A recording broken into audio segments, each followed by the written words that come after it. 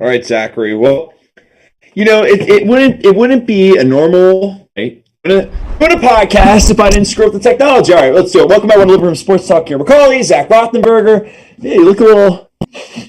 I got the Vicks under my nose. You know that Vicks whatchamacallit. Did you actually have did you before the show you did the ammonia thing? I did. So I'm hoping that holds me through for the next hour or so. Also, But I'm feeling good, Kieran. We actually have something in common today. What's that? We're both first in our division.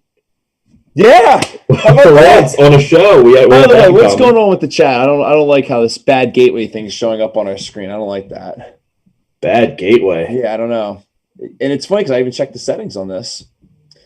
But we always know that has to be something, right? Well, it looks good on Facebook. Looks good? All right, let's just roll the show then. All right. Guess we got to start the show.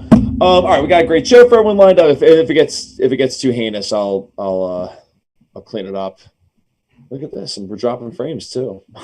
As we get the stream cooking here, we're rolling along. Let's see what we got here. I sent a chat saying testing. I love it. All right, looks like we're good. It looks like we're good. Let's just ride the vibes, right? Let's do it, shall we? Let's do it. Uncle Ricky says we're good on Facebook. Let's go. Uncle Ricky says we're good. We're good. Let's go. All right. That's right. A lot of football chatter. Like you said, we're first in the divisions. We're feeling good, right? But we obviously got a lot to talk about. All right, it's funny, and I love Dark Stage just coming in right out of the gate, and saying that he's got a hot take for us. And apparently, this chat's not popping up on our thing, so let's just hide that, put that away. Oh, I wonder what this hot take is. I'm excited as I'm trying to clean up this. Dude, I feel like I'm the Doug Peterson of producing. Like everyone's like, oh yeah, he's good, but it's just like, yeah, but when you actually see what I'm doing, it doesn't look so good. You know what I mean? No. Well, my Uncle Ricky said, let's start with the Eagles.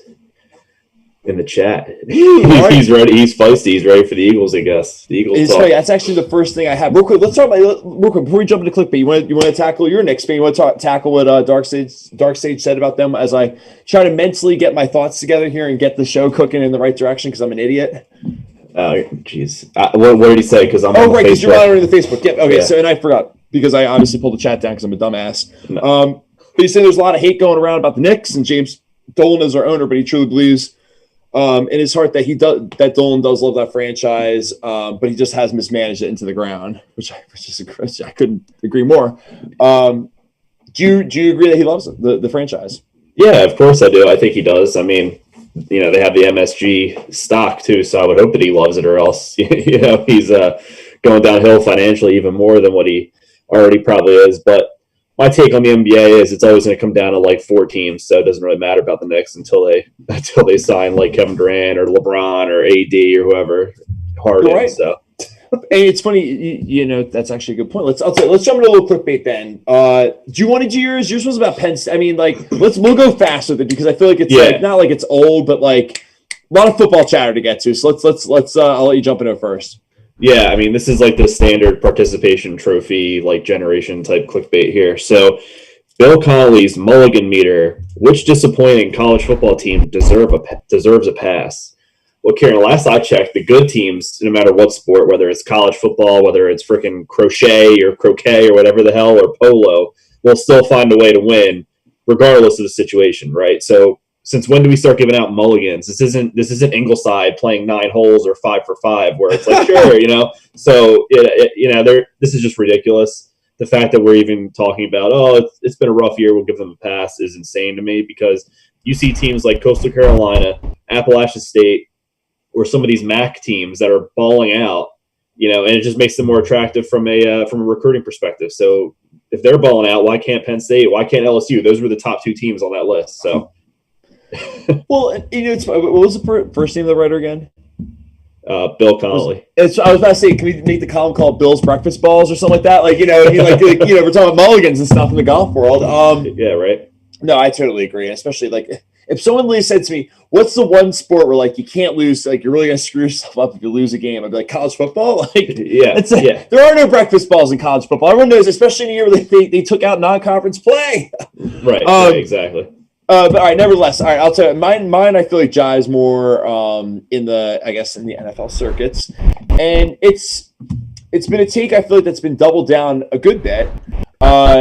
Right, being this whole like take on Doug Peterson trying to get himself fired, and look, I'm not. It's funny. It just sounds right out of that Seinfeld episode with Costanza trying to get fired from the Yankees. But I like this whole stuff. Like Doug wouldn't be read this headline. Some believe Doug Peterson wouldn't be totally unhappy, in quotes, totally unhappy being in quotes, if Eagles fired him. Like what? Like what is that headline? God. Oh yeah, I'm sure he said that verbatim. Like, I'm sure he did. Yeah, I'd love to know where they got that gem of a headline from. That's ridiculous. It's clickbait. All right, but to that point, let's jump into that game, right? So there's a lot to break down. Do you want to start as an NFC? I'll do it. So for starters, I'll actually, maybe I'll go first. But my take's not that good, so that's why I'm just trying to get it out of the way. Not a great game. Went to bed at halftime. It was 14-6. I mean, obviously caught up and saw everything that happened later on, especially for the people in the gambling circuits at the end. But it's funny. Like I think that's actually in a weird way that kind of tells the tale of the tape, right? Like no one's really talking about Seattle because they didn't really play that great. Everyone's really you can harp on the Eagles not being good, but we've kind of done that for the last 6 weeks when they've been kind of in this neutral, like it was their division to take and they didn't take it. So like we're past the whole like what is going on with the Eagles, right? Like we're past that point. So it's kind of funny how everyone keeps talking. Oh, did you see the Eagles backdoor cover that 6.5 point spread? It's like that's all you take for this because it was like the Eagles didn't play well, but like we didn't think they were going to play well, right? Seattle didn't play great, but like whatever they won, like then they win across the country. Like no one really cares as long as they win that type of game. You're on the road on prime time across the country. Like that's all you really need to do. And I think it actually paints a picture too, right? Of like, it's funny as I say it out loud, how not bad of a loss that is, but like when like if I ever told you you're going to play the Eagles on the road, that's right? Like if I don't give you any other context, like that, if I say you think you're going to win, like you'd be like. It's gonna be a gritty game. You'd be like you'd be asking like 9 follow-up questions. Are there fans? Like, are they good? It's hard, like what I mean? Like, and if I basically said, yeah, they're good this year, you're like, I'm out. Like, yeah, it's a scary game, regardless, because of my past with the Giants and them over the last 4 years. That guy, you saw it with the Giants, but then you flip over to like Seattle. First of all, I think they won like 10 straight on the East Coast. They're ridiculous, but on the flip side, it's like right, like you look at them. And it's just like, the Eagles had it. It's like you let a team fly 6 hours. I've done that flight many a times too for work. It's a long-ass flight. And granted, they're not flying, commercial with American and being the flight being delayed 12 hours like we always do with American because they're the worst airline ever. But that being said, there's my little plug for them that they suck. But right, like it's still a hike out there. It's a 3-hour time zone difference. You're on the road in prime time. I know there weren't any fans there, but it's just like it paints a picture of like where the Eagles are right now and like what's going on within that organization compared to like just kind of like the rest of your division. So I'll say without further ado, I'll turn it to you as a division guy. You break down what you saw last night, and like I'm not going to ask you to like put this in your take because I like you got to make your take is what it is. But like, and I'm going to try to make this a little bit deeper than like, are the Eagles done? Are the Eagles in trouble? But it's like right, like this division has proved at every like it's almost like a TV show. It's like whoever gets to the top of the mountain gets knocked off, and then it just recycles. It's like every week we're like, wait, is Dallas good? Wait a minute, are the Giants good? Wait a minute, or was Washington good? It's like, are the Eagles good? Like it's like we've done this wheel of fortune, or lack of fortune, if you will. I don't know. Sorry, I really keep saying, Zach, what do you think? What do you think? And I just keep talking. No, make sense of this for me. No, you're exactly right. I mean, when I see the Eagles play, it just seems like there's no chemistry. There's no, and this isn't me being a Giants fan. This is just me being a sports fan and viewer of the game. There just seems to be there's no team chemistry. There's no camaraderie. There's no cohesiveness. There's nothing. It's kind of sad to see. And I mean, even as a Giants fan, like I think Wentz is better than what's happening. As a football fan, like you're a football fan. Yeah, I mean, we can talk about it. You're a football fan. As a football fan, like Wentz, I don't think is really that bad. I just think there's a huge culture issue right now. And I'm not defending him because he hasn't played well, but I think the culture. It's like when you work for a company you don't like. I really have that in my notes. Like it's such an important point to make. Yeah, like Kieran, for example, you're a hell of a worker, right? You're a great associate of a company where you work, just say, okay? Yeah. And say if there's a bad culture there, you're not going to want to really go that extra mile. Like, right? Like, we've both done that, right? And everyone listening has done that before, where you work for a place that you're not happy, but you have so much more you can offer. and you just underperform, or you don't work that extra hour or two that you would if you like the place you right, work and at. even if you do, nothing really comes of it. You know what I mean? Like, Yeah. like how many times? Like, I feel like that's the first start when you're living in working in corporate America. The amount of times you're like, you know what? Maybe if I do run through that brick wall even harder than the first time, then I'll finally get results. No, like that's what corporate America's all about. They're not going to get the results. Exactly. And this is corporate culture is toxic, and just like this, like it's the same thing. It's the same thing, because after every snap, after every breath he takes, not to pull in a Police lyric there, but after every breath he takes, you got like the Philadelphia media, the sports media, just jabbing him every direction he looks. You got all these just negativity is surrounding that team right now from the outside. I think it's infiltrated in with the way we've seen them play,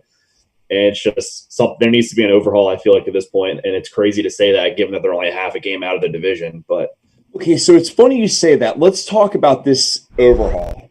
Yeah, who's to blame for this to get started, in your opinion? How are you? I'll give you three choices, right? And I'm already giving the answer. My personal opinion to everyone as I pull up this graphic. But Howie Roseman, Doug Peterson, Carson Wentz. Like out of those, let's just use those three pillars, right? We're saying one guy drafts the players, one guy coaches the players and tells the players what to do, and then the other person is the one actually on the field. That's the general, if you will, in the war, right? Like so, we're like executing said plan. So where is the breakdown in this team? Obviously, I think we can all agree it's in all the phases, right? Like I'm not going to try to sit here and be like, oh, it's one guy, right? That's not what we do here, but. Like, where do you point the blame? I mean, it's the old adage of, and I'll keep it G-rated, crap rolls downhill, right? So I really think it starts at the top with Howie Roseman, for sure. And I think that just trickles right down. So it does. Look at this stat, dude. I pulled this up, right? So last night, out of all the Eagles draft picks, and I'm not trying to be like, I told you so or this. How many times did I say to you during the offseason, I said they drafted and they focused so hard on their wide receiver position, and that's literally like focusing on the rims of the car. Yeah, I'm not sure. Like, how many times I say it? But at the same point, it's like we're seeing it. And all right, look, Jalen Reagor, 11 yards. Jalen Hurts, 2 snaps. Right, like you just look down this list. It's like, was it Quez Watkins isn't even on this? Like, right? I mean, he probably is hurt, but like, he's not on it. Like, that's my point. Like, right? Like, it's yikes. Yeah, I don't quite understand it. And remember when Kayvon Wallace was supposed to be like the guy replacing Malcolm Jenkins and be the anchor in the defense? Like, I'm not sure of that guy, but it's just like, this is why I think we always have to scale it back a bit and understand that this is what look, and I'm not like trying to use myself. Like, I hate this because I don't like, especially obviously we're from the Philadelphia. I don't want to be like, oh, when you look at the Packers. The one thing they do that I hate every April, but I love it every September is they literally just hammer down like 3-4 offensive linemen. I'm just like, who is this guy? It's like, oh, it's some left guard from like Nebraska. Like it's just like it's somebody, right? But then it's like, oh, it's Elton Jenkins all of a sudden. It's like, Jesus Christ, he's like, he might be our most valuable offensive player besides Rodgers. Like that's how good this guy is. Like, right? Like they're the unsung heroes. But I don't think Howie does a good job drafting the actual important positions in football. That's my take. No, you're completely right. I think, and I've seen this with the Giants over the last several years where we draft linemen, and it's kind of like, oh, that's not like the sexy pick, but I know it's the right pick we need for the franchise because here's an analogy for you. The offensive linemen and the defensive linemen are like tightening up the nuts and bolts and doing your oil change every 3,000 miles, right? You need it to make sure everything's running smoothly and you're reliable. And then, like you said, the wide receivers are the wheels of the car that look sexy on the outside and might get the oohs and the ahs. But at the end of the day, you need that engine to be reliable to drive, and perform for you, right? Exactly. So and that's, I think, I'm looking at the chat, right? Like, because and always, one fan has a good point, right? Like the defense played well. Now, here's the one thing I was saying to John today. I was like, is there something about the taste of that first quarter that made you think that Seattle was just like, let's just go for it. We're fine. Like not like they were that fun. They're just like, we will die on the hill of like just trying to push the envelope against this team. Like that seemed like the taste of their game plan. You know what I mean? It seemed like it, and at first when they were doing that, I was like, me with all the PTSD in the world with the Eagles, I'm like, don't do that because they'll come up and win. They'll sneak attack you. Like, don't do that. But it ended up not hurting them. I definitely guess, snuck it. Like maybe it's signing bet on the game, so like that's why I'm like, who cares? But like, I took the money line. I've been beat too many times by hook. So. Oh yeah, I don't blame you. I mean, yeah. You took the Seahawks money line. Yeah, and the under in a parlay. So that was like probably the easiest parlay I've ever had in my life. I was about to say the under was a lock last night. Yeah, especially that weather. But all right, let's real quick. I'm trying to think. There's one other thing I want to make note of. Okay, yeah, I got it. Ready? This is so bad. You want to know how bad it is for them?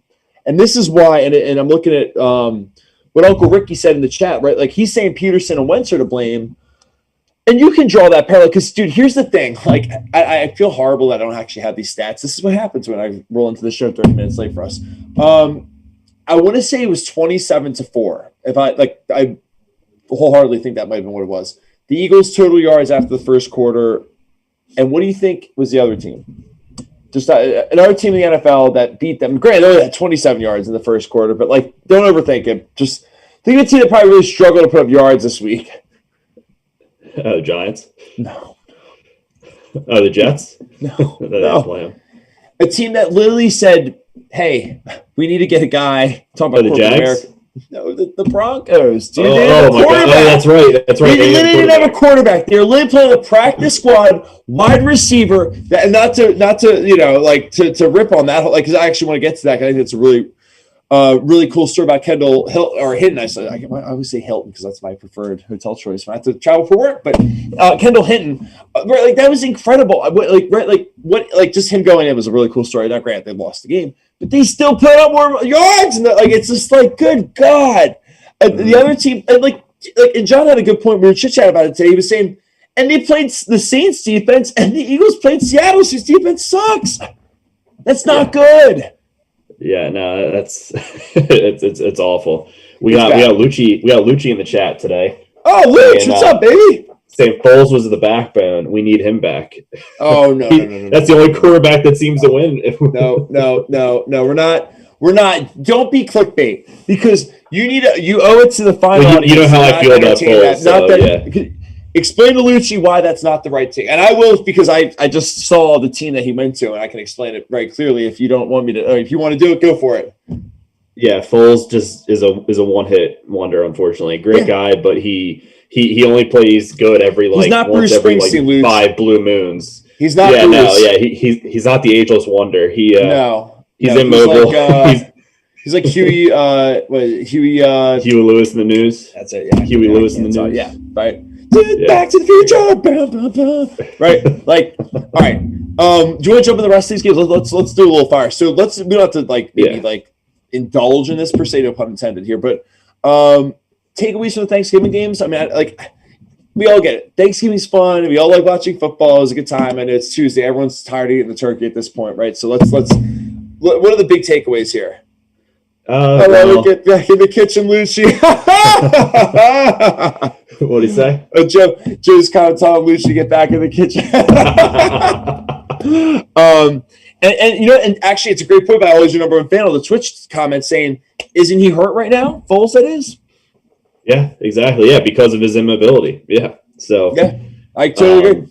Yeah, but Thanksgiving games, there were some fireworks in the Texans and Lions game.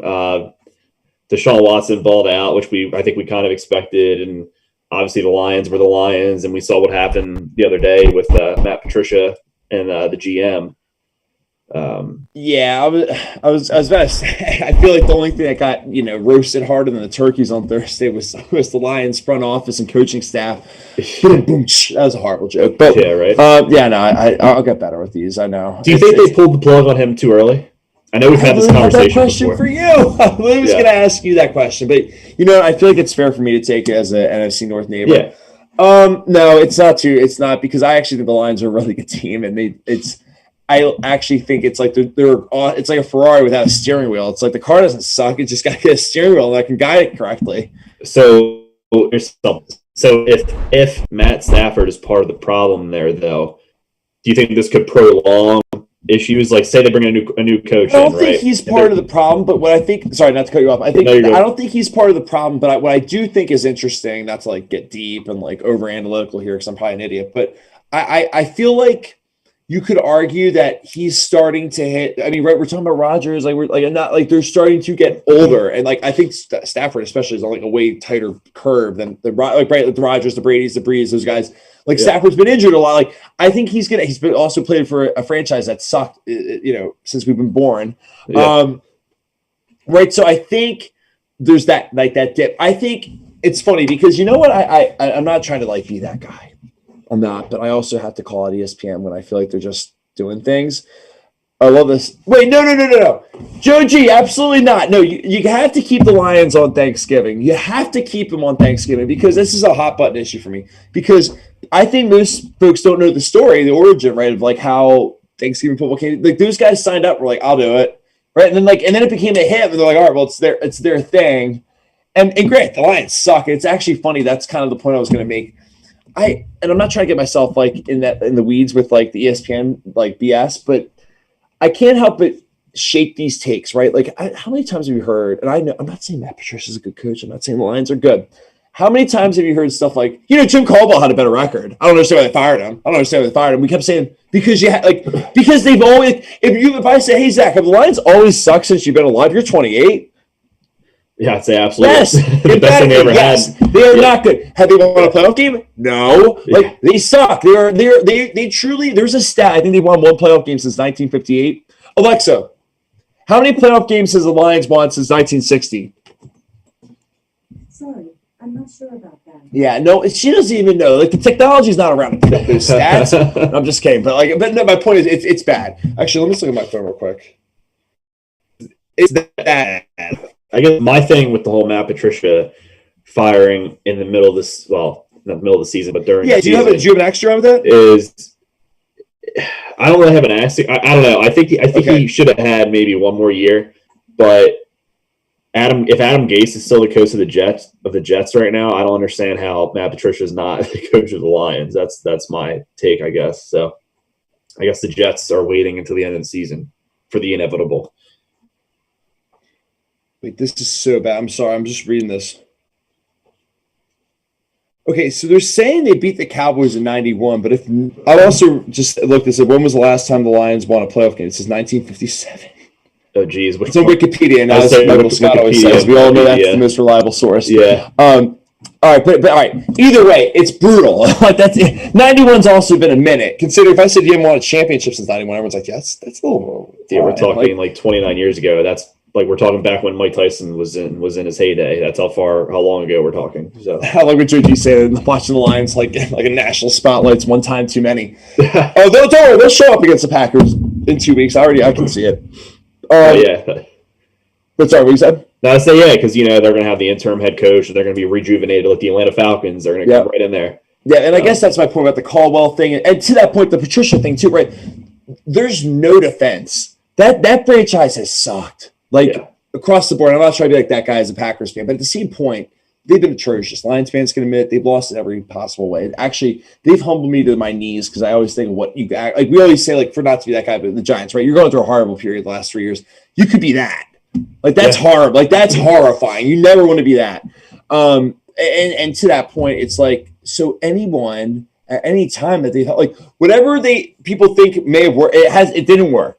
So I think them cleaning house was a good thing because I feel like the status quo was garbage. Yeah, they're in a cycle of mediocrity, so they got to try to do whatever they can to get out of it. So yeah. All right. Yeah. I was gonna say you wanna. Well, I'd say let's kind of merge this one because a lot of NFC East chatter, right? Especially to kind of kick off the show.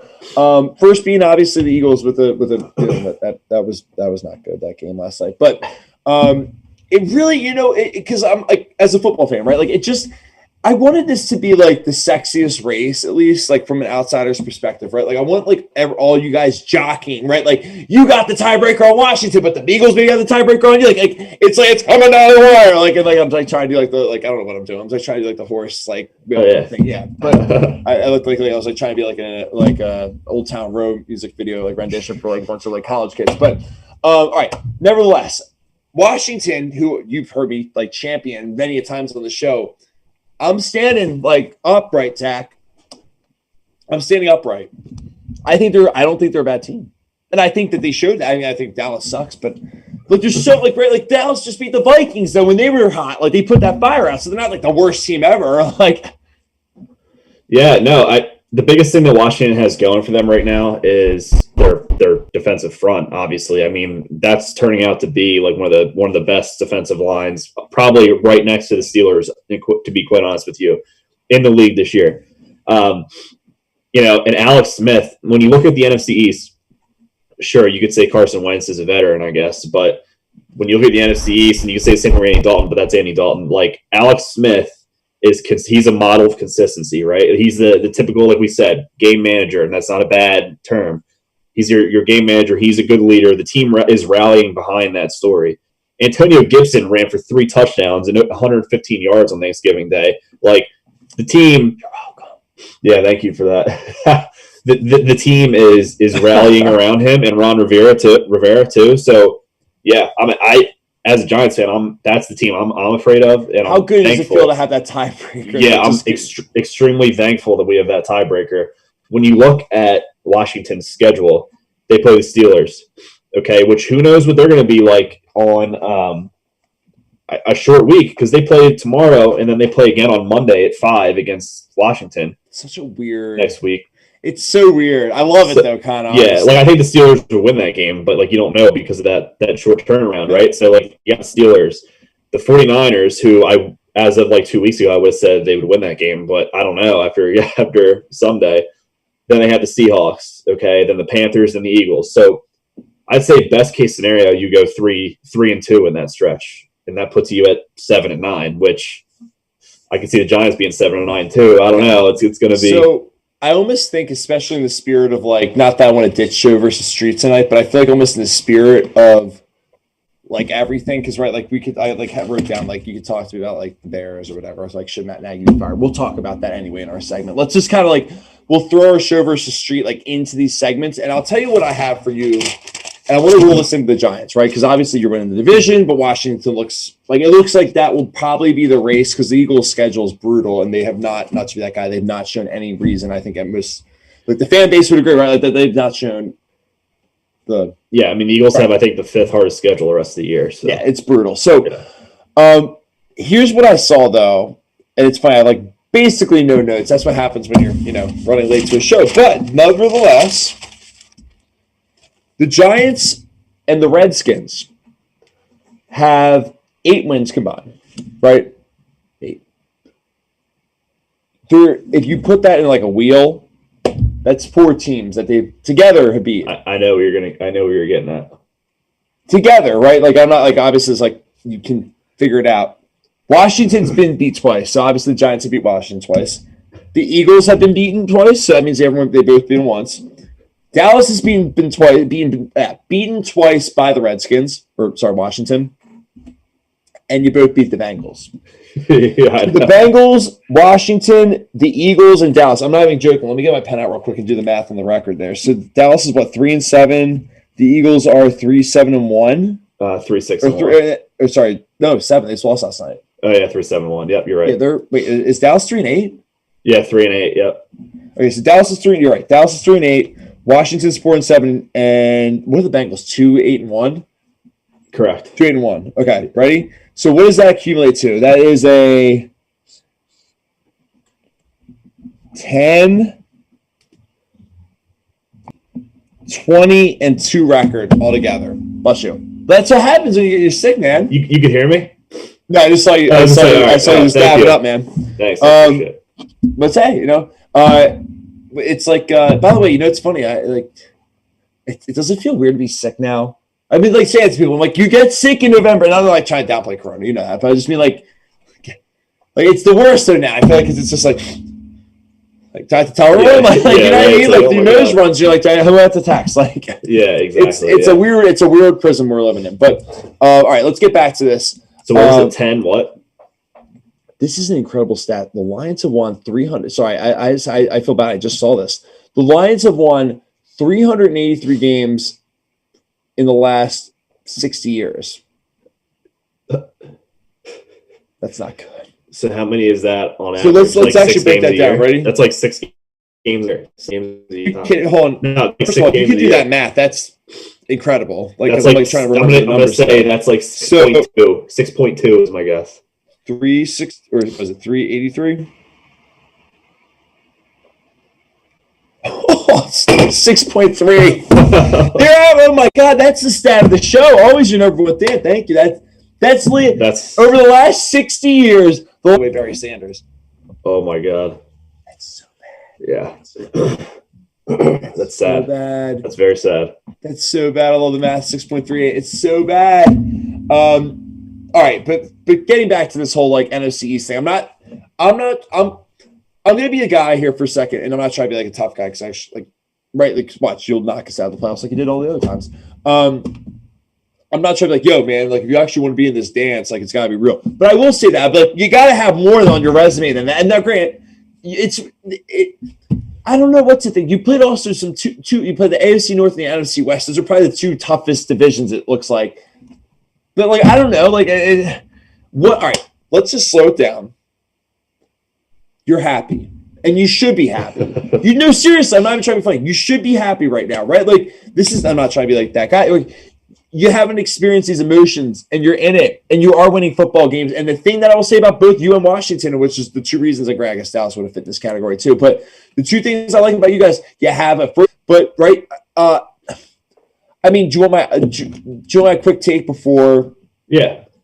And please, you watched more of the game, so obviously you watched all the games, so like you can attest to most of this. But I don't know how much I love that you guys had to get a turnover to kind of save the game there, because I mean they're 30 yards away from you guys losing that game against the Bengals to Brandon Allen. That's kind of my take, and I'm just like I was hoping the Giants would show me that they're a good football team, and I was like, well, the only thing, and I'm not trying to downplay this because I actually think this is a big piece. The only thing I saw with those guys was I felt like you finally won a tight game, which I feel like the Giants always find ways to lose those games. Like you do give up that field goal most times. Like you lost to the Bears this year. Like right, like there's little like wrinkle. So you're like, I'm not even trying to like good job.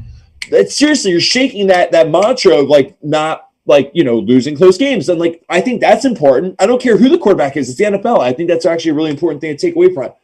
But on the flip side, there's that caveat, right? It's like you could have lost to a team that really is not that good. Yeah. But that's mine. Take it away. No, I mean, I definitely like. You blow your nose. You take it to. All right, you got it. You good? I'm good. I'm collected. I like that positive take about winning the close games because like we lost to the Buccaneers by 2, the Eagles by 1, the Rams by 8. We've lost so many close games to decent teams this year.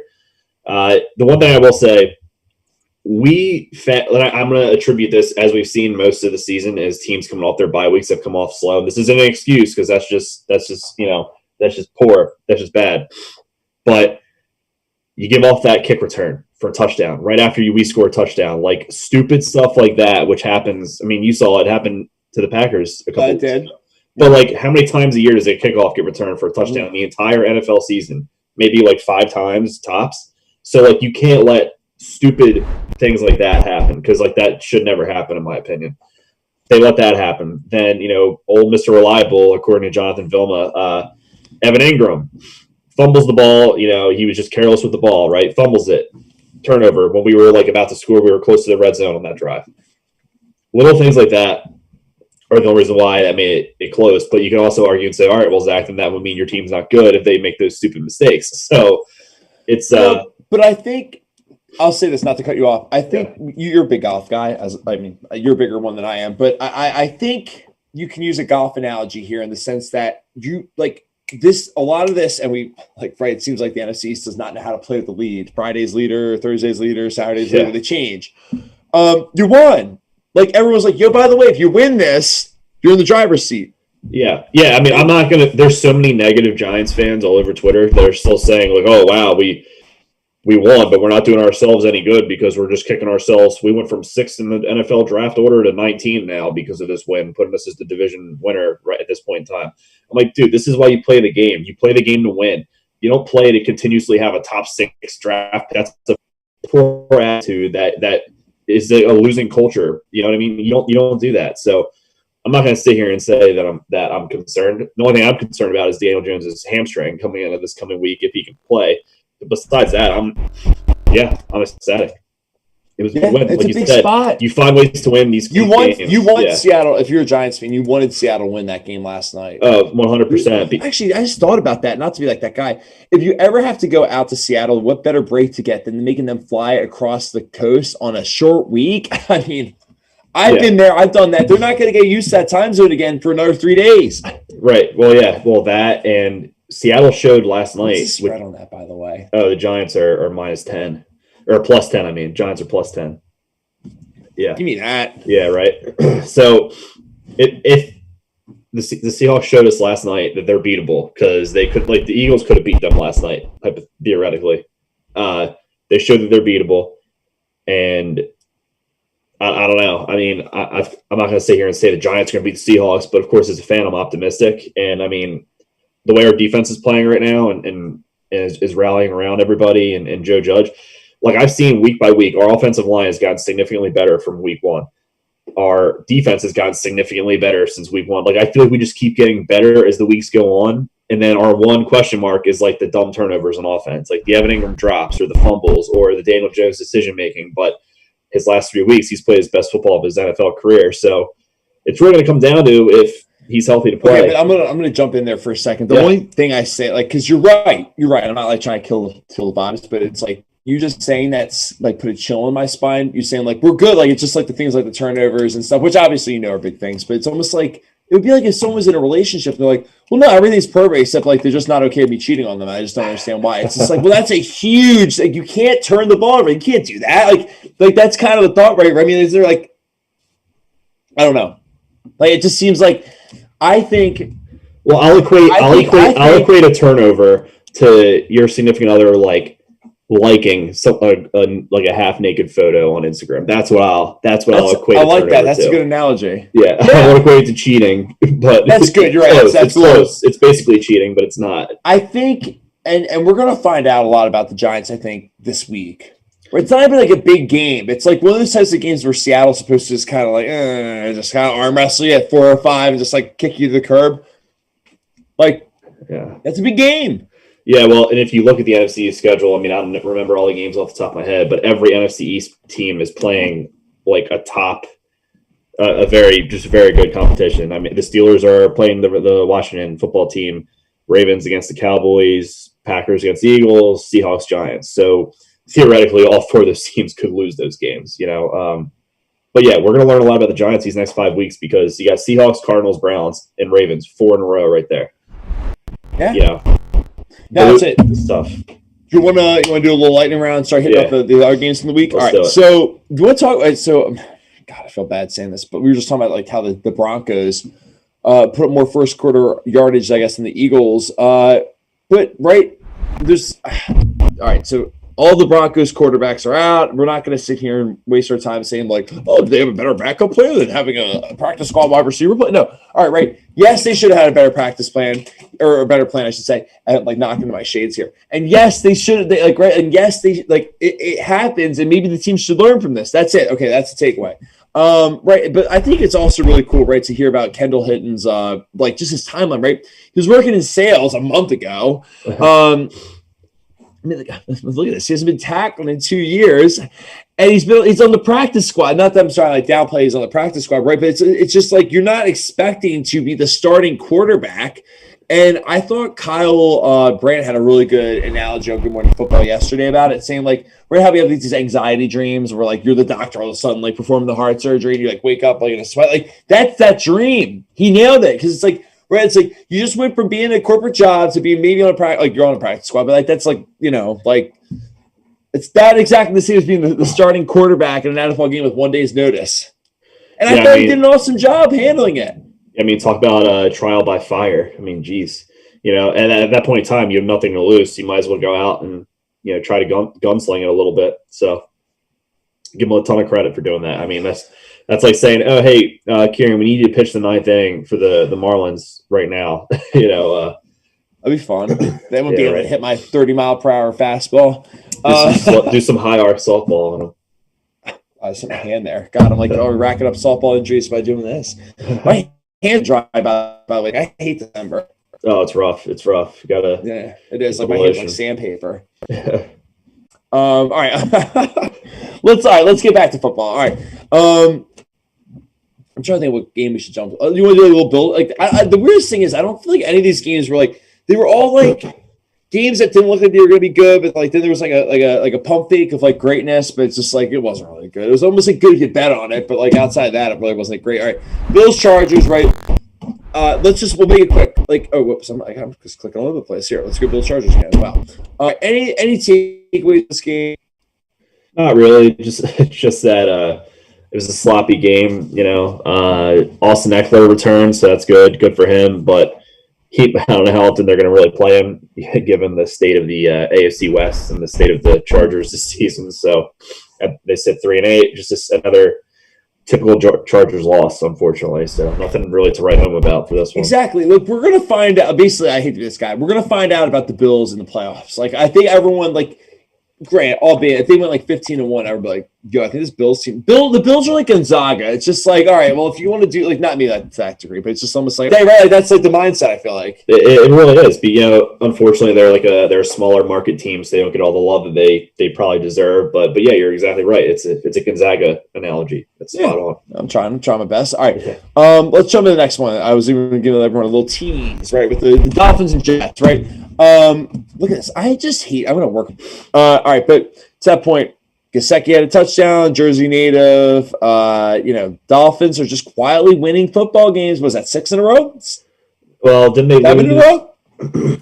Alexa, how many games in a row have the Dolphins won? The Dolphins are second in the AFC East at 7-4. They started off 1-3. Correct me if I'm wrong, right? They have. For some reason, so they've won 6 of 7. Yeah. Didn't they lose one game with Tua though? No, I don't. Did they lose last week? Yeah, the Broncos won 20-13 week 11. The Broncos beat them? Yeah, 20-13 week 11. Yeah. Wow, I'm an idiot. How did I miss that? Oh, we'll talk about that on the show. Well, that's like a week off. That's a forgettable game. So. I did actually have the snickerdoodle cookie. It's like, oh my god, I remember. It's like, right? It's not chocolate chip. Like, it's not oatmeal raisin. Like, whatever. Well, I will say what impresses me about the Dolphins is it doesn't seem like it matters if it's Fitzpatrick or it's Tua behind center. They just make the quarterback position less important. Not it's just like, all right, well, as long as it's not horrible, we can make do with whatever. Yeah, exactly. It's pretty impressive, and Brian Flores has some good mojo working down there. The Dolphins get rolling. Let's take a look. So we got let's do Chiefs Bucks. Let's take with some AFC action. Obviously, a little interleague play, as they say in the baseball world. I don't know how much to take from this. These games all fit the same bill, I feel like. Right? The Chiefs look good. Their defense is a little wonky. It's just like, I don't know. I mean, are you going to beat the Titans? Are you going to beat the Colts? Are you going to beat the Steelers? Are you going to beat the Ravens? I don't know. And the Bucks, it's like, well, you're in a position now all of a sudden where okay, I know you can beat the Packers, down in Tampa Bay. I know you might be able to beat them. Look, they can't beat the Saints. But, I know they can beat the Saints maybe. Now all of a sudden you got to go, to whether it's Seattle or Green Bay, wherever it is, you're going to have to go there because the Saints already got the division pretty much in the grasp of their hand now. So it's even if they lose to the Chiefs, which I guess, when is that, 2 or 3 weeks from now? But nevertheless, I guess my point is, I think the Bucks have now automatically been we are a wild card team. It's just okay, have fun with that. Yeah. I don't see enough in them to be the wild card team where it's just dude, they are unstoppable. We went through that phase 3 weeks ago with that. Yeah, no, your plus all season is their bye week is this week 13. I don't think I've ever heard of that before. So the Panthers and the Bucks both have a bye week 13 during the regular season. How crazy! That's late, and that's something that I had in my mind when I was doing my fantasy draft. Because I'm well, I don't want to draft any of their players unless I have to, because it's the week before the playoffs. So I didn't even think about that. Yeah, but anyway, maybe because they have all these personalities and all these star players, and with all the COVID restrictions, maybe a bye week might actually do them good because they might have more time to build some mojo up. They could use a little settling of the waters. It's weird because they dropped 2 games at home, but they're tough teams they played. Most teams would lose at home and get the Rams. Well, and here's their last 4 games are extremely winnable: Vikings, Falcons, Lions, Falcons. The funny thing is, if you told me you got a really easy schedule and you read that up, that's not easy. It's right, because the Vikings, for example, they just that game. You want to jump into that real quick? Because I'm going to go completely out of order now. That was an emotional win for them at the end there. BB scores, and it's all, giant thing, right? And then obviously the missed field goal at the end by the Panthers. It's yeah. I don't know, like they're not they're not out of it, so they're gonna try. Yeah, no, you're right. I mean, right now they're in the hunt. When they show the playoff picture. So, I mean, out of the Bucks' last 4 games, that's probably their most challenging one. But you could also argue about the Falcons because they're starting to play better too. We'll get to that game, I'm sure. But yeah, no, you're right. The Vikings, I don't know what happened. They got something. The takeaways, they're not out of it. The Panthers remind me almost in a weird way. I'm not even like trying to say this like just to be like, oh, like did you know I went to Temple, Zach? But they remind me a little bit of the 2-10 Temple team where they're in every single game, but it's just like it's obviously bite down your hand. You're just like, God help me, how did you lose on that one? You can't do that one thing, and like it's obvious for all of us to be like, you can't do that. But like Matt Rule, I think is the guy who can turn that. I think he's turning the culture there, even though the record maybe doesn't reflect it.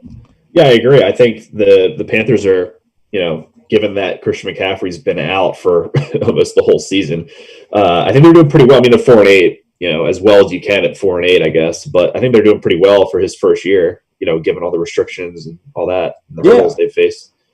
All right, I'll tell you, which game would you want to jump into? The little Falcons? Let's do the Falcons Raiders. Let's jump into it. All right, Falcons Raiders. All right, so that was an ass kicking.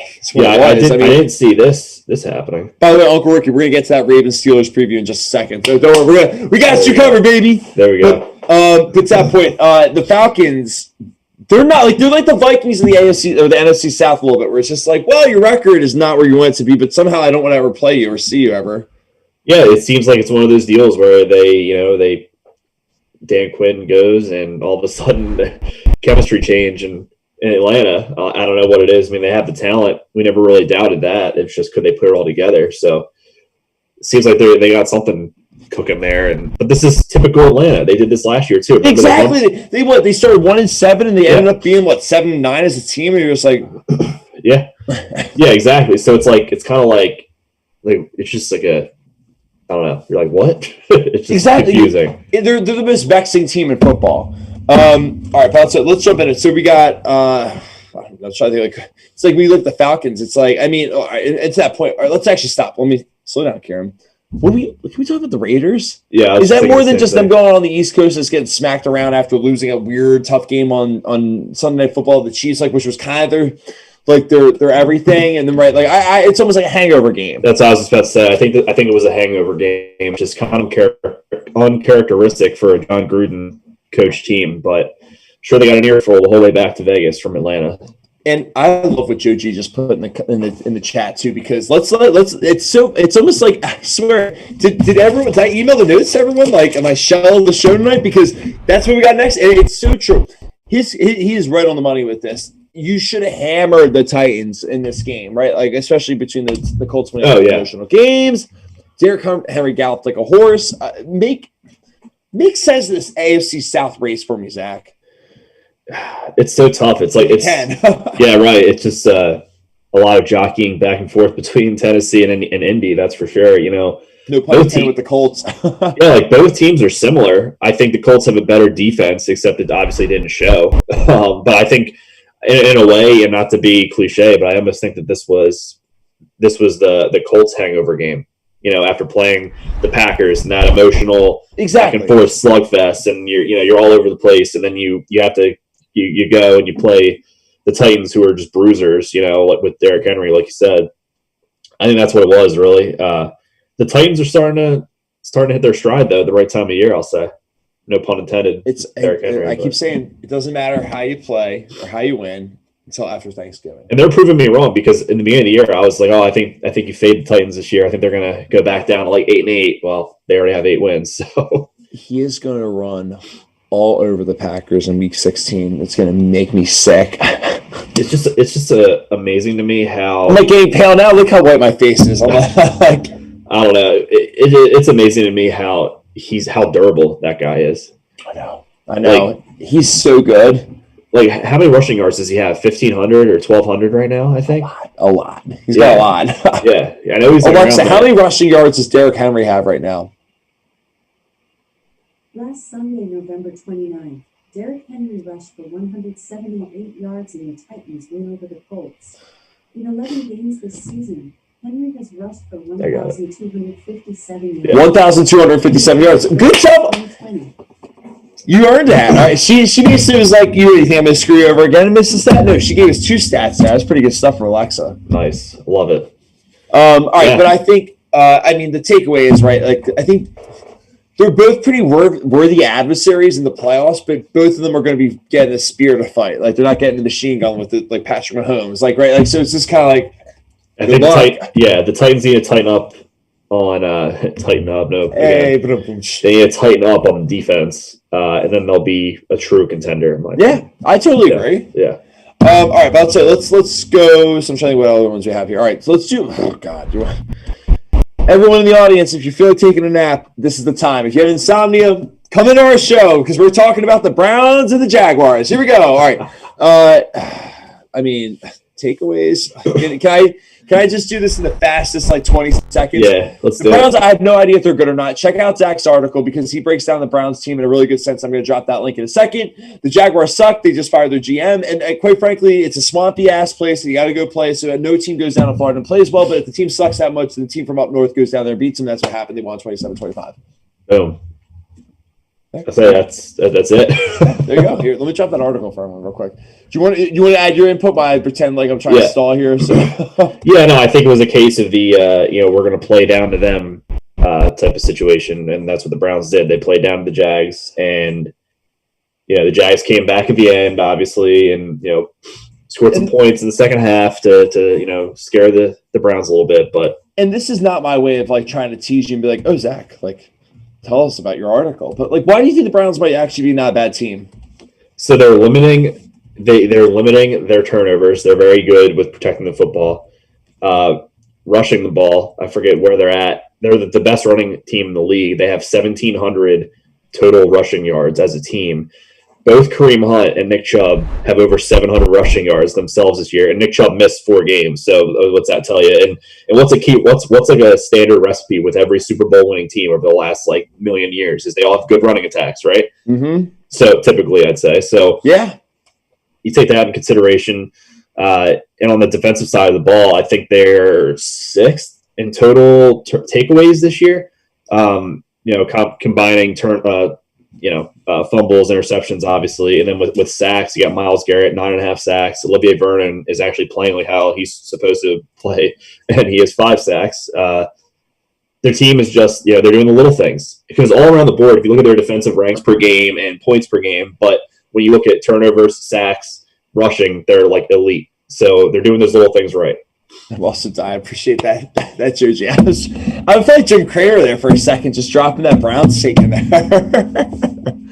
There you go. Yeah, dude, your mute game. You've been like the magic mute man over here. Like, right. Who thinks Zach's sick? Like the poll would say 0%, but you've been over there just doing your thing, and I'm like almost trying to ride it with the producing, like drop my frames in there, your frames and the highlights and stuff. We're rolling here. That's perfect. What was the take in the chat? No, I was just like Joe was just saying it was a beautiful take on the Browns game, like just the rapid. It was, yeah. It reminded me of like liar, like I'm speeding, like it was perfect. Yeah, I tried, but I first of all, check that article out because I think it's a great read. I think you're winning me over on them all of a sudden because I think it starts with that ground attack, and they're not that bad of a team. And like, right, what's the caveat? Like, if I said, "Are the Browns good?" Everybody would be like, "Nah." I'd be like, "Why? They're 8-3." And we're like, "Yeah, but they're the Browns." I'd be like, That's not real. That's not real, though. You know what I mean? Like they're winning games now. All of a sudden, now it's real. Like the Bills are 8-3. I mean, and if the Bears were 8-3, I'd be screaming at you. It's real now. It's real. They're 8-3. Like once you creep towards the 10-win category, I don't care how you got there. It's real. Yeah, no, completely. And they're just going under the radar, and that was my whole point of pretty much writing the articles because like every week I'm like, oh wait, what are the Browns? Oh wow, okay. And then every week they continue to surprise me. It's the same thing. I saw the record was 8-3. I was like, no way. I actually refreshed and checked the game. So no. Yeah. Oh, yeah. So like the Ravens are basically hoping for that 7th wild card spot at this point in time. I know. How crazy is that? All right, Balta, let's see. What other I'm trying to be all right. So Sam Brand, let's talk about that win real quick. Right? That's a hell of a win. Yeah, it is. I mean, that was a game where, I think everyone pretty much counted them out. Is that a hangover game for the Rams? Sorry not to cut you off, but is that all that was? It's possible. I mean, everyone was just really hungover on Sunday, it seems like. So I'll say, was there a holiday on Saturday? Thanksgiving, come on now. Yeah. Thanksgiving. Basically, to me, that was the 49ers defense. I mean, they intercepted Goff twice. They held a lot of their receivers in check. I mean, their leading receiver had 80 yards, which for that air attack is low. Yeah, no, I think that's just one of those gritty defensive games for the 49ers that just keep them relevant. Yeah, I mean, I think if anything, that's just a game for the Rams. It's just like, dude, like you can't lose that game. Like, you know what I mean? Like you're at home. Yeah. Divisional game at home. The 49ers have McVay's hand. That NFC West race is gonna be a lot of fun. I don't know who plays who. I'm sure it's someone's playing someone against someone playing someone in the NFC West that last week. I just don't know who's playing who. Obviously Seattle and Arizona aren't playing, so they'd be separate. I'm looking it up right now. I want to say it's Cardinals in Arizona. Cardinals are at the Rams, and the right. Seahawks are at the 49ers. That's interesting. Yeah. Oh, yeah. The dogs even know. They're barking back there for you. Yeah, they're in the dog pound for Cleveland. Yeah. Exactly. All right. Well, speaking of animals, but let's talk about one that's not looking so hot. All right, I'm gonna actually be an adult here and be like, it brings me no pleasure saying the Bears suck, Zach. I just don't have it on Sunday night, but let's slow it down. Let's talk about it, right? The Bear. I think this game. All right, so there's two takeaways. I'm not trying to be that guy. All right, well, obviously I'm the Packers fan, so I'm going to take it from here. But all right, I'll hit it in two levels. I'm trying to get rid of this chat thing for us. There we go. All right, so the Packers needed to beat the hell out of the Bears in that game because you have to, because they're not a good team, and you've had enough mulligans at home where it's just like, I get it. I get there's no fans. I get that was no excuse. It's like they're coming off a bye. You know they're going to throw their hardest punch at you. You just lost the game. A good team will actually still take that. A bad team will be like, they lose that game and there's question marks. They barely win that game. There's still question marks. No question marks. So that's the Packers thing for me. And there's still question marks for them. But I just mean bigger ones. There's not that game scared me as a Packers fan because I'm thinking if you lose this game, there's actual trouble. Even if they lose to the Eagles, which would really obviously upset me, I'd just be what happened? My hunch is I'd be that was the one game. You know what I mean? It's a one-hit wonder type thing, right? So you won the type of game that I need to see you win as a Packers fan. The Bears, though. Yeah. Where do we take it from here with them? I'm not trying to rip them and be oh, they're done. I think they're done, dude. I think they're done. Yeah, there's no shot. I don't think they were ever really there, right? I feel not to be we thought they were, but it's just that's kind of the truth. No one ever believed in them at 5-1. Everyone's look, I'm not going to sit here and say I believe in them, but I also will sit there and acknowledge they're 5-1. So let's just take it from here. And then he's losing. Their highlight was when they beat the Bucks barely, which they probably shouldn't have even done. Thursday Night Football. Yeah. So here's a question for you. So they benched Trubisky when they were 3-0, right? 3-1, 2-0, and they were getting their ass kicked in the third game. Do you think that him doing that, Nagy benching him and making that switch to Foles, and then going back to him, obviously because Foles is hurt, do you think that ruined the mojo they had early in the season, or was it just going to happen? Was that a necessary thing? Had to happen. It's so hard to tell. Can you blame them? They won a few more games. But at the same point, I don't no. Time out. No, they suck. Both quarterbacks are not good. Nick Foles hit lightning in a bottle, and for whatever reason, he can only play well in this, Philadelphia area. Philadelphia, yeah, exactly. So, let's talk Mitch. I mean, look at these. Look, two big turnovers, right? Because the game's 20-3. If you go down and score with 3 minutes left to go and you get the ball and start the second half, it's a whole new different ball game. He fumbles, and I know everyone's there's a face mask. It's all right. He was getting folded into presses or into this area. Sorry, I'm trying to get all the points across. Into Zadarius Smith, as I show the clip again, and then Preston Smith scooped it up and ran it. All right, so there's that. Then Darnell Savage picked him off. I'm trying to think twice. I think it was twice. Yeah, twice. 2 picks. I'm pretty sure Darnell had both of them. Yeah. I mean, it's. And keep in mind that Mitch game isn't good. He's not a good quarterback. No, he was just carelessly throwing the ball around. You saw his goofy smile. Yeah, in his helmet throughout that game as they're losing by 20 some points. It's really, what are you smiling about, dude? You're a pro athlete. This is you're just happy to be out there. Right. And I think the other takeaway is that Rodgers just owns that team. He really does. I mean, he really truly does. Look at the stats. I mean, right? He's 20-5 all time against them, and I told you this before the stat, right? Like the one winning when he went out, so it's not even like baseball. And then the other one was when it was a lost season. McCarthy got fired, and I'm not like trying to make excuses, right? But I'm basically saying like, so okay, you take those two out, and then it's like, then what? Like, it's like okay, yikes. Yeah, exactly. Yeah, the Bears. They're in a similar category with the Eagles. I think they're both in that same pit of like just the culture of the team is not good. You know, they just are playing hard. The Bears, they just don't. They are the Eagles hard. of the NFC North, but they just ran out of gas when no one really thought they did. Yeah, exactly. I mean, the Vikings are going to surpass them here very, very shortly. So yeah, they are. I know. It's all right. You have a three game lead. Yeah, that'll be all right. Yeah.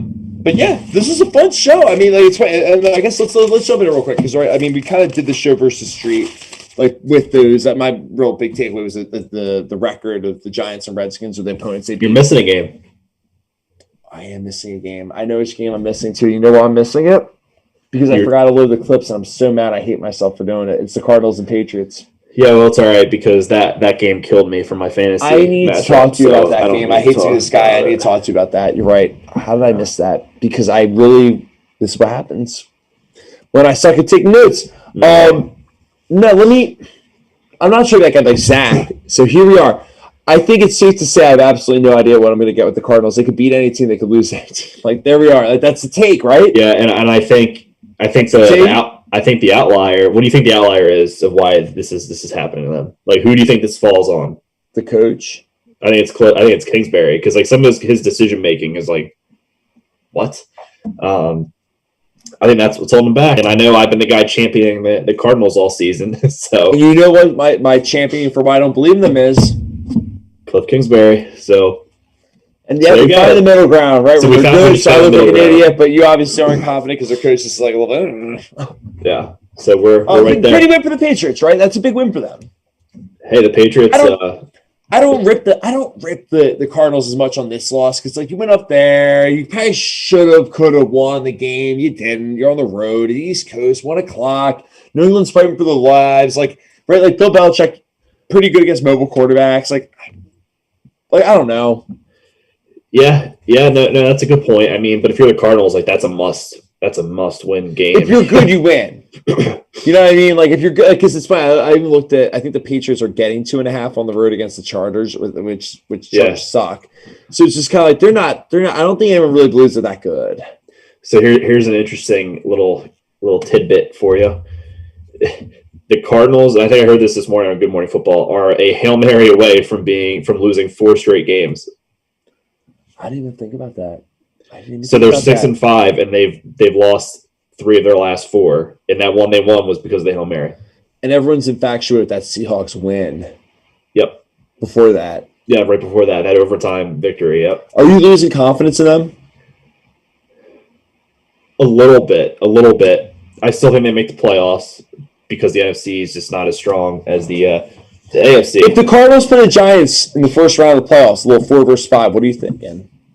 Well, of course. Are you confident? I mean, no. That's my sugar. That's not on the fly sugar streak, I guess. Like, are you confident though? Like, seriously, I know you're confident. You're a fan, but don't give me the fan take. Give me the non-fan take, like where it's just like if you're like, what do you see with both these teams? I see a Giants team ascending. I see a Cardinals team that's a little bit out of the surprise, but they also have a lot. They've shown me more moments where I believe in them more. Like they've beaten better teams in tougher spots, but at the same point, I like the general direction the Giants are going on more, if that makes sense. Right. Like that's where I'm at. Yeah, the Cardinals are plateauing, the Giants are coming up. So, exactly. As just a football fan. They have the better quarterback, though. Is that fair to say? Oh, yeah, Kyler, for sure, yeah. As a football fan, it's honestly a toss-up because it depends on, like, what Cardinals you get. Which Cardinals team shows up? Exactly. Yeah. I had no idea who they are. Yeah, you're the Joker in the deck of cards where you're just like, what is this? Like, what do we do with this? Yeah, so as a Giants fan, I'm optimistic, but as just a regular football person, that's a toss-up. But that's a game that you don't bet on because it could go either way. No, you don't bet on that. Yeah. But, you do bet on? You bet on following us, right? Because Zach is the man with all our social media stuff and always posting our episodes on the great audio circuits of the world, Spotify and iTunes. So you can check out all our episodes there. And make sure you just give us some love on social media, right? If you don't mind. Hey, it's the holidays, right? We always love the good vibes, and whatever we can do for you guys, we'd happy to do it. But right, so check us out on social media, Instagram, Twitter, and Reddit. We always post all our highlights and cool stuff on there. So @_get sidetracked for all of that cool stuff. And then, like I said, I posted the link in there on the Twitch chat. But if you're a Facebook or a YouTuber or whatever have you, like, we love all that too. Make sure you check us out on www.get-sidetrack.com just to make sure you check out all those cool articles. And speaking of Twitch, speaking of YouTube, let's start with Twitch. Give us a follow and a subscription, right? Hey, we always love that. We're trying to get to that goal during the holidays, right? You can follow to the right to the left. You can subscribe to the right. It's free on Amazon Prime. We always love that. And then make sure you check us out on YouTube. That's free. That's a free subscription. So I don't know if there's any excuses there, Zach. You got to click the subscribe button for the love, right? We would appreciate it. You can check us out right there and see all that cool stuff, highlights, interviews, and all that more cool stuff on YouTube. And then if you're really feeling the vibes, right, we're in the shopping season. I mean, we just added some cool merchandise on there. I didn't even tell you about that. A little Protect the Church shirt just got released out of the old Sidetrack store. You like that, baby? Fans? Love it. Yeah. Oh, yeah. I just got a neck gaiter, too. That's going to be kind of fun. Oh, that's hot. Maybe we should all rock one for softball. Oh, we should. Absolutely. That'd be hot. There you go. We got to be called the Sidetrackers or something like that. That'd be kind of cool. Perfect. I love it. I'm with it. And check out all the gear for all that cool stuff. But yeah, this was fun. I feel bad. We're back in the lab. The schedule's all over the place. I'm all over the place. We're back going. A lot of football. We're coming down the home stretch too, so some great stuff. We got football tomorrow with the Ravens and Steelers, which I guess we didn't really talk about a whole lot. My general take is that the Steelers should win the game. If they don't, it's just a product of them being undefeated and they just had a hiccup game.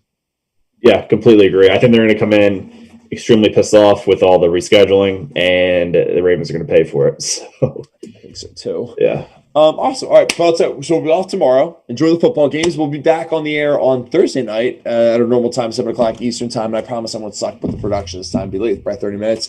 But we want to thank everyone for chatting and checking us out. Oh, wow. Uncle Reed didn't like that. Oh, he didn't? Oh, boy. I don't. You can't be throwing shade at your family. It's our family, Tyler. Sidetrack family now. I know. That's right. That's right. But hey, you know what? You're also speaking to the gambling gods, right? You gotta tell them what you feel, right? Well, hey, the Ravens are +10, I think. So what do you think on that spread? You like that? I'd be all over the Ravens, yeah. But it could be a whatchamacallit. Poor. Yeah. So I love it. Awesome. All right. We want to thank everyone for checking us out tonight. So we'll see everyone back here in the living room at 7 o'clock.